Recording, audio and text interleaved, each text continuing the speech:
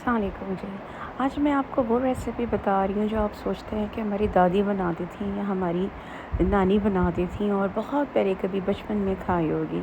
यानी कि कच्चे आम की खट्टी मीठी चटनी जो कि बहुत आला बहुत मज़े की होती है। अच्छा, करना आपको यूँ है, आपने एक पॉट ले लिया या पतीली ले ली, उसके अंदर आपने ऑयल डाला 2 टेबल स्पून, उसके अंदर कलौंजी डाला, सौंफ डालना है और इलायची डालना है, छोटी इलायची वो डालना है और अभी कुछ भी ऐड नहीं करना।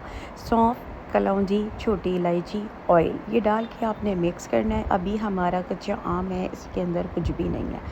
3 कप्स आपने इसमें पानी डाल देना है। 3 कप्स आप जब पानी डालेंगे तो ये क्या होगा, कुक होने लगेगी। कुक होके ये थोड़ा सा मेल्ट हो जाएगी, यानी कि बिल्कुल टेंडर हो जाएगी, गल जाएगी हमारा कच्चा आम। अब हमने इसमें शुगर डालनी है। अगर आपके पास 1 केजी जो है वो कच्चा आम है तो आप इसमें 2 कप्स भर भर के शुगर डालें। अब इसके अंदर हमने ऐड करना है कुटी हुई मिर्च, रेड चिली पाउडर, कलौंजी, दोबारा से कलौंजी, राई, ठीक है, फूड कलर।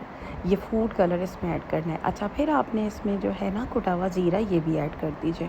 कुटा हुआ ज़ीरा ऐड करने के बाद इसके अंदर थोड़ा सा पिंच ऑफ काला नमक, पिंच ऑफ जो है वाइट सॉल्ट ये हमने ऐड करना है, मिक्स करना है, बहुत अच्छे से मिक्स करना है। फूड कलर डाल के लो फ्लेम पे आपने इसको कुक करना है और इसको मिक्स कीजिए। लो फ्लेम पे इसको पकाते रहिए।